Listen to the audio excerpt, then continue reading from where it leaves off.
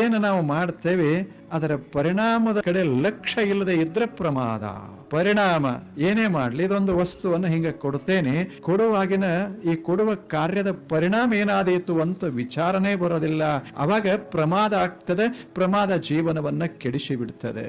ಆ ಕ್ಷಣ ಸುಮ್ಮನೆ ಒಂದೇನ್ರೆ ಮಾತಾಡಿ ಬಿಡ್ತೇವೆ, ಊರೆಲ್ಲ ಉರ್ಯಾಕ್ ಶುರುವಾಗ್ತದೆ. ಈ ಶಬ್ದ ನುಡಿಬೇಕೋ ನುಡಿಬಾರ್ದೋ, ನುಡಿದರ ಪರಿಣಾಮ ಏನಾದೀತು ಅಂತ ವಿಚಾರ ಮಾಡೋದಿಲ್ಲ.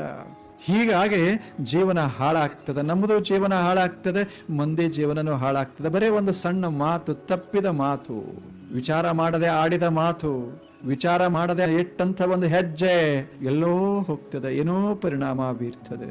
ಅದಕ್ಕೆ ಏನು ಮಾತನಾಡ್ತೇವೆ, ಯಾವ ಕೆಲಸ ಮಾಡ್ತೇವೆ, ಯಾವ ಹೆಜ್ಜೆ ಇಡ್ತೇವೆ, ಕಣ್ಣಿನ ನೋಟ ಇರಬಹುದು, ಕೈ ಸ್ಪರ್ಶ ಇರಬಹುದು, ಕಾಲಿನ ಒಂದು ಹೆಜ್ಜೆ ಇರಬಹುದು, ಅದು ಯಾವ ದಿಕ್ಕಿನಾಗ ಇಟ್ಟೇವಿ, ಯಾವ ಉದ್ದೇಶಕ್ಕಿಟ್ಟೇವಿ, ಇದು ಅದರ ಪರಿಣಾಮವನ್ನ ನಿರೀಕ್ಷೆ ಮಾಡದೆ, ಪರಿಣಾಮವನ್ನು ಗಮನಿಸದೆ ಮಾಡಿಬಿಟ್ಟೇವಿ ಅಂದ್ರೆ ಬದುಕು ಹಾಳಾಗ್ತದೆ.